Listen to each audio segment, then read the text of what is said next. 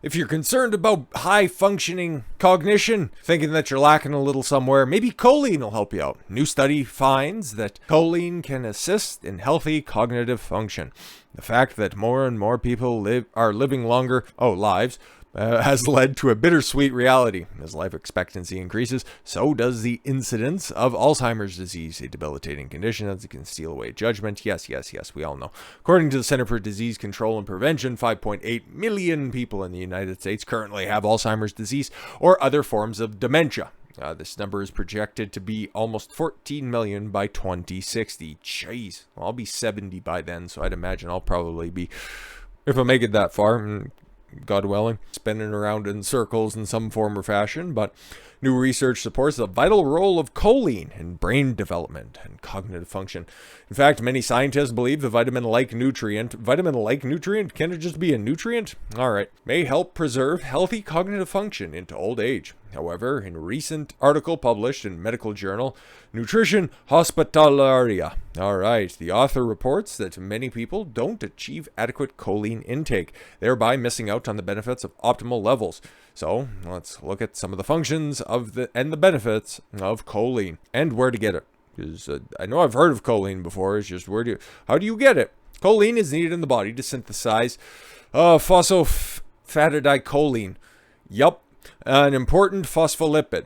Phospholipids are fat-based molecules that make up the membranes necessary for the integrity and health of cells. Seems like it's pretty important, right? Choline also produces acetylcholine, a neurotransmitter needed for learning and memory. While choline is naturally produced in the liver, there's a catch. The liver doesn't produce enough to meet the body's needs. That's not good. So some choline must come from the diet. However, while true choline deficiencies are rare, many people have suboptimal intake of this vital compound. Alright. According to the National Institute of Health, a disturbing 90 to 95% of pregnant women who consume less choline than adequate daily intake advised by the Institute of Medicine. Other people at risk of insufficient choline include those in specific genetic mutations and those requiring total parental nutrition, a method of feeding that bypasses the gastrointestinal tract. Okay, so this seems pretty niche. In fact, choline is so important that the American Society of Parental and Internal Nutrition, routinely be added to parental, these words are odd, nutrition formulas. The group has also called for developing a commercial product containing choline. Why not? Benefits of choline. In preserving new neurons. Cool. The author stressed the importance of choline to cognitive development, noting that it is essential in the perinatal stage for optimal development and preventing neural tube defects in newborns. In addition, adequate choline intakes appears to benefit people at the other end of the age spectrum as well. Oh, cool. So whenever you're in diapers, choline, I'm going to call that PPCL instead of just mangling the pronunciation of that word, helps preserve to protect brain cells, leading some researchers to believe that consuming high levels of PPCL could help slow the progression of Alzheimer's disease. In addition, studies have shown that higher levels of choline are associated with a lower risk of dementia, an excellent reason to keep choline levels topped up. Choline is associated with better cognitive performance in adults. Cool. In one study involving close to 2,200 adults aged 70 to 74 and published in the British Journal of Nutrition, participants with lower blood levels of choline did more poorly on cognitive tests. That doesn't sound grammatically correct, but whatever. Maybe my choline's low. Demonstrating slower perceptual and processing speeds and poorer general cognition and executive function than those with higher levels. In addition, nearly 1,400 adults aged 36 to 83 found that those with higher choline intakes exhibited better verbal and visual memory. Alright. It can also help out your liver? Cool. Choline is needed to transport fats from the liver, so it's not surprising that deficiencies are closely linked to the development of non-alcoholic fatty liver disease. Talked about that a few weeks ago at this point.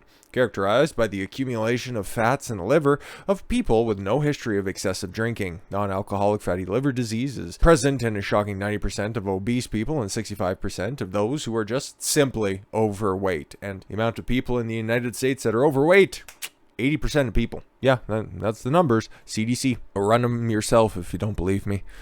While many cases of non-alcoholic fatty liver disease are mild, it can sometimes progress to a more severe form of disease known as non-alcoholic steatohepatitis, NASH.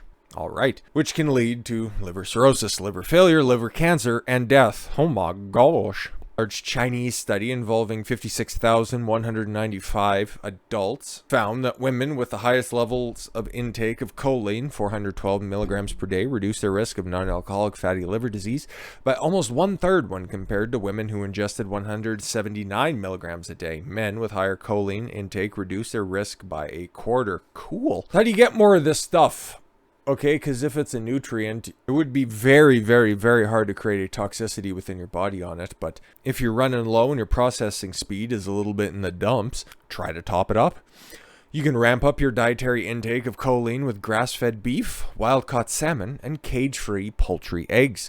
A hefty 356 milligrams of choline in every 3-ounce serving, more than half of the recommended dietary amount for adults.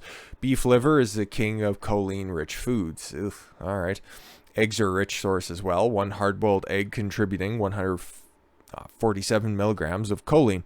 Vegans and vegetarians can get choline through cruciferous vegetables, beans, nuts, seeds, and whole grains. Incidentally, roasted soybeans clock in at a respectable 107 milligrams of choline per cup. You can also obtain PPCL in a lectin, a common supplement and food additive. Cool.